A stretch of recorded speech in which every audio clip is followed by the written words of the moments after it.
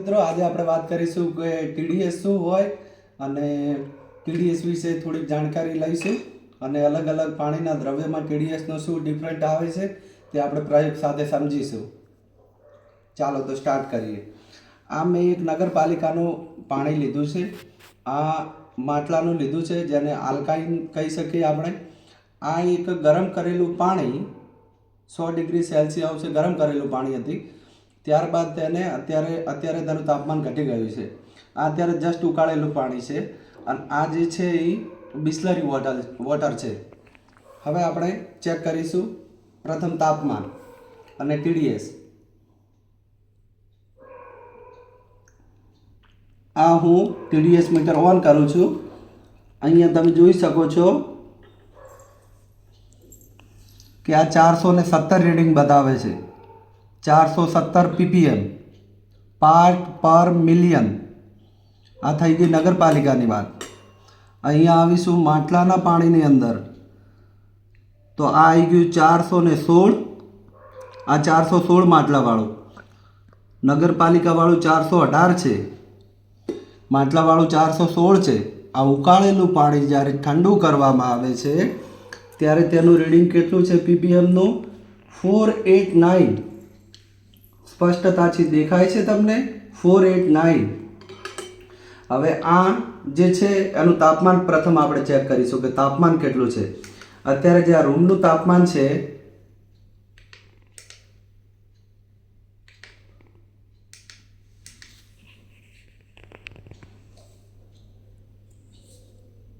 આનું રીડિંગ જોઈ શકો તમે 900 થી 910 વચ્ચે પીપીએમ બતાવે છે. કેટલું? 900 થી 910 વચ્ચે. હવે આપણે આ પાણી લઈશું બિસ્લરી વોટર. તેની પીપીએમ માપીશું તો તેની પીપીએમ બતાવે છે 30. ખાલી 30. 25 થી 30 વચ્ચે. 26 અત્યારે પરફેક્ટ રીડિંગ બતાવે છે. તો ફરક કઈ રીતે પડ્યો? તો ફરક એ રીતે પડ્યો કે આ નગરપાલિકાનું પાણી હતું તો 416-18 સમથિંગ હતું. આમાં માટલામાં લીધું એટલે ઘટ્યું.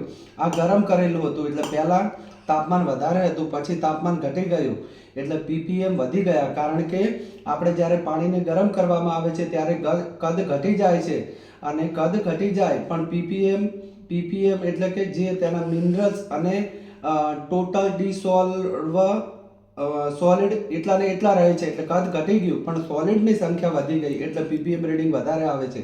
જ્યારે આનું તાપમાન અતિશય વધારે છે એટલે પીપીએમ 900 થી 910 વચ્ચે આવે છે. અને આ જે બિસ્લરી વોટર છે તે પ્યોરિફાઈ કરવામાં આવે છે એટલે શુદ્ધ કરવામાં આવે છે. તેનું પીપીએમ 25 થી 30 વચ્ચે છે. 26 જેટલું રીડિંગ બતાવે છે. હવે આપણે તાપમાન ચેક કરીશું. ટેમ્પરેચર.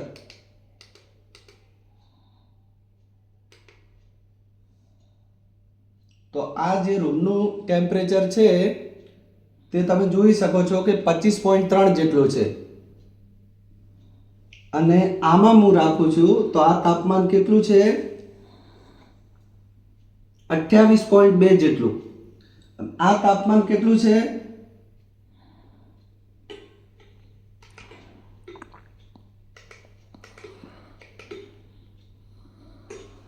હવે આપણે સમજીશું કે ટીડીએસ શું હોય.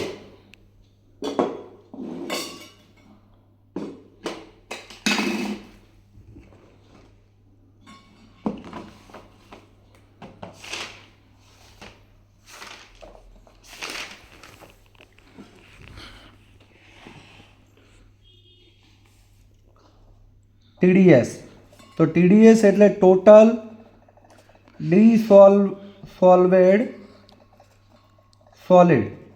હવે ટીડીએસમાં કયા કયા સોલિડ્સ આવે? તો CmSpSi. Cm એટલે કેલ્શિયમ, પછી આવે મેગ્નેશિયમ, પછી આવે સોલ્ટ એટલે નમક, એક આવે S એટલે સોડિયમ જેને Na વડે દર્શાવી શકાય, P એટલે પોટેશિયમ, E એટલે આયરન અને સાથે સાથે ઘણા બધા મિનરલ્સ હોય છે. હવે આપણે બિસ્લરી પ્રથમ કેસ બિસ્લરીની વાત કરીશું. બિસ્લરી તો કે બિસ્લરીનું કેટલું રીડિંગ હતું? 26 થી 30 વચ્ચે હતું પીપીએમ. હવે આપણે પીપીએમ વિશે વાત કરીશું કે પીપીએમ એટલે શું? તો પાર્ટ પર મિલિયન. પાર્ટ પર મિલિયન એટલે કે 10 લાખ ભાગમાં ધારો કે આપણું પીપીએમ આવ્યું 100 પીપીએમ એટલે કે 10 લાખ ભાગમાં 100 સોલિડ હશે. કેટલા? 100 સોલિડ. તો અહીંયા 30 પીપીએમ હતું તો તેનો મતલબ શું થયો કે 10 લાખ ભાગમાં 30 જેટલા કે 26 થી 30 વચ્ચે સોલિડ હશે. અને મેં ઉકાળેલું પાણી લીધું હતું, ઉકાળેલું, તો તેનું રીડિંગ કેટલું હતું? આ જે વોટર હતું તેનું ઉકાળેલું પાણીનું જે 900 થી 910 પીપીએમ જેટલું રીડિંગ હતું. કે અહીંયા શું થયું કે કદ તાપમાન મેં વધાર્યું એટલે તાપમાન ઇન્ક્રીઝ કર્યું તો વોલ્યુમ ઘટી ગયા. તો વોલ્યુમ ઘટી ગયા એટલે સ્પેસ તો એટલો ને એટલો રહ્યો અણુઓ માટે, પણ કદ પહેલાં સ્પેસ આટલો હતો ત્યારે ધારો કે અંદર અણુઓ જે સોલિડ તત્વ હતા એ સોલિડ તત્વ હતા. હવે કદ ઘટી ગયું તો સોલિડને રહેવા માટે જગ્યા ઓછી થઈ ગઈ, એ કારણે પીપીએમ વધી ગયું. હવે આપણે વાત કરીશું કે કઈ પીપીએમની કન્ડિશન હોય. તો કે 0 થી 30 વચ્ચે હોય, 50 થી 100 વચ્ચે હોય, અને 150 થી 300 વચ્ચે હોય, અને ગ્રેટર ધેન 200 એટલે 500 ઉપર હોય, અને 900 થી ઉપર હોય. તો જે બોરનું પાણી આવે છે, બોરનું પાણીમાં પીપીએમ કેટલું હશે? તો કે 900 થી વધારે અથવા 500 થી વધારે. પછી 150 થી 300 આ જે નગરપાલિકામાંથી જે પાણી આવે છે અથવા તો માટલાનું પાણી છે તેનું પીપીએમ 150 થી 300 વચ્ચે જનરલી હોવું જોઈએ. અને આ જે બિસ્લરી વોટર છે, બિસ્લરી વોટર, તેનું પીપીએમ કેટલું બતાવે છે? 0 થી 30. આ 0 થી 30 આપણે બિસ્લરી વોટર માટે લીધેલું છે. તમે જો આરોનું રીડિંગ લેશો, આરોના વોટરનું, તો પણ 0 થી 50 વચ્ચે આવી શકે છે, અને 50 થી 100. હવે વાત રહી કયું શુદ્ધ પાણી કહી શકાય. તો આ જે છે 0 થી 30, આ જે છે 0 થી 30 એ આરો અને બિસ્લરી વોટર છે. તો તે શુદ્ધ તો હશે પણ મિનરલ્સ કમ હશે. મિનરલ્સને હું કહી દઉં એમ, એટલે મિનરલ્સ કમ. 50 થી 100 વચ્ચે જે પીપીએમ ધરાવતું વોટર હશે તે WHO અને BISએ સૂચવેલા માર્ગદર્શક અનુસાર શુદ્ધતા હશે, એટલે પીવા લાયક હશે. પછી 150 થી 300 ચાલે, અને 500 ઉપરનું હોય તો ક્યારેક ચાલશે. અને જો 1000 ઉપર હશે, 900 ઉપર, તો તેમાં પીપીએમની સંખ્યા વધારે હશે.